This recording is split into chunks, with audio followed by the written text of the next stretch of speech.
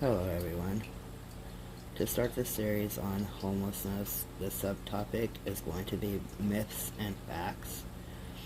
And there are quite a few myths that is related to being homeless. So this list that I have is really short in comparison to all of them that's out there. But the first myth is people who are homeless should just get a job and they wouldn't be homeless. The fact is, many people who are homeless do have jobs, sometimes 2 or 3. The National Coalition for the Homeless estimated as many as 40 to 60% of people experiencing homelessness nationwide are employed. However, a paycheck does not necessarily save their homelessness or other challenges. And the second one, people choose to be homeless.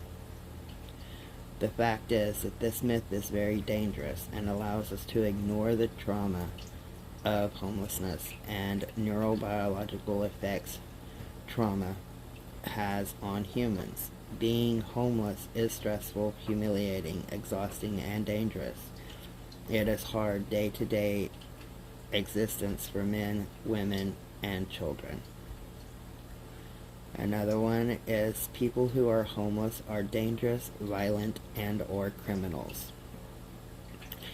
The fact of this is a person who is homeless is no more likely to be a criminal than a person who is housed, with one legal exception: camping ordinances. People who are homeless break that law merely by being unhoused. The reality is that most spend their time and resources trying to survive and improve their situation. Another myth: housing should come with conditions like being clean and sober. The fact is, evidence tells us that people who are homeless can find stability and healing when provided empowering supports focused on housing and other supports. Known as housing first, this approach acknowledges that complexities of addiction, trauma, and the challenges that come with experiencing homelessness. It also acknowledges that it can be varied to successfully address challenges while living on the streets or in the unsafe and unstable situation. Another myth: there is nothing I can do about homelessness. The fact is, effectively reducing homelessness will take the entire community working together around this common goal. Be kind. When those experiencing homelessness are asked what can community members do to help, the reply is simply, be kind. Kindness is a rare commodity for those that are unhoused. Unspeakable acts of violence and disrespect occur to people who are unhoused daily, and often the act of kindness one shows is the only sharing of humanity experienced throughout the day. Speak up. Homelessness is a complex challenge rooted in many social injustices. In order to effectively reduce homelessness, we must advocate for person-centered, trauma-informed supports that meet people where they are in life, and share time. Volunteerism is vital to the sustainability of existing resources and new resources. You can volunteer with winter and severe weather, sharing efforts with Council for the Homeless at other local organizations and agencies that serve people experiencing homelessness, or collect items through the month and then deliver them to your local homeless community and donate the items. Or you could rent or hire. People and families experiencing homelessness are regularly in need of housing and work opportunities. Those who are unhoused are as diverse as the general public in their needs, experience, drive, and skills. If you own a business and have a shop building or office in the back that isn't for everyday use, that could serve as a housing for someone. Give a homeless person a chance.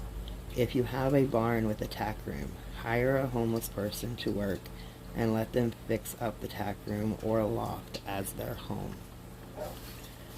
So there are many myths out there, and this just covers very few basic ones. You know, when somebody is homeless and they're on drugs and stuff, for example, it doesn't mean that they were on drugs and that the drugs is what caused them to be homeless. Sometimes when they're out on the street, they have no other way to cope. So they turn to alcohol or they turn to drugs. And then that's just another obstacle that they have to overcome in order to find housing. It doesn't mean that they was a druggie, didn't pay their rent, and got kicked out. A lot of the things that happen on the streets are obstacles, and everyone has to overcome them.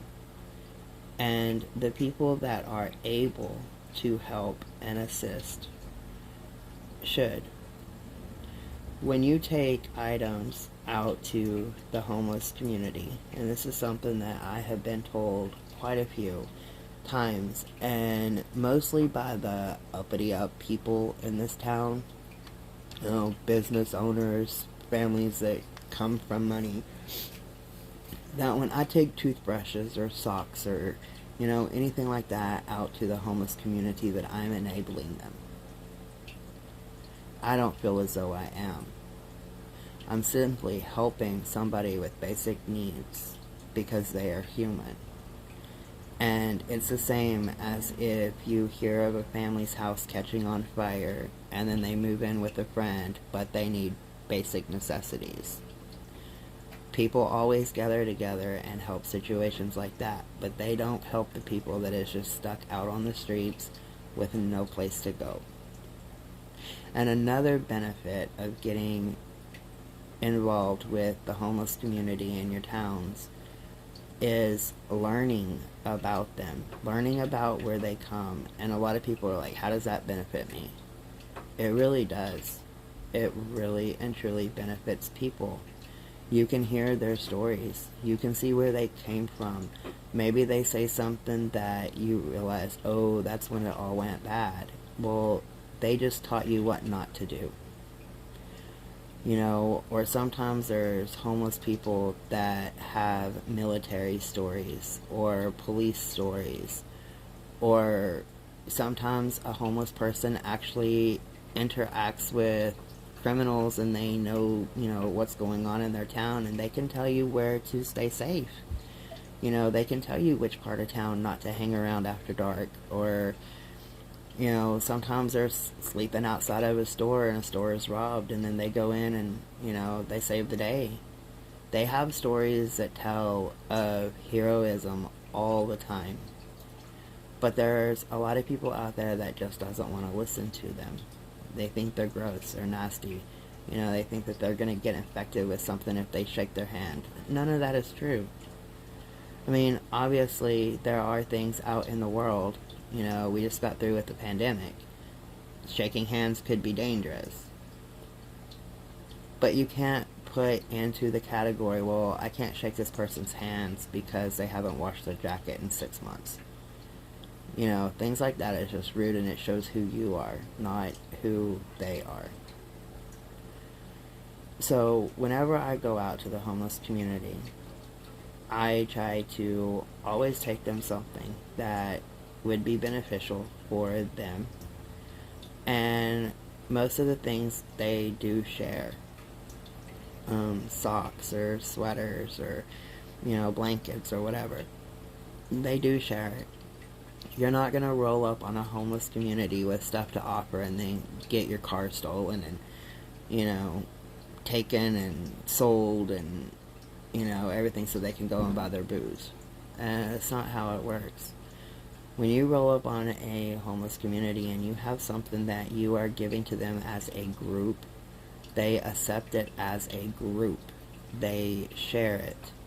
They make sure that the younger ones have, food, or, they teach them how to take portions so that things last longer.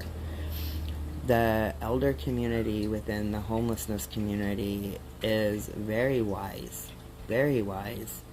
Some of the stuff that I have talked to them about and everything, it's just like, damn, you should have been a lawyer, or, whatever. Just, a lot of them know the herbal treatments and stuff like that.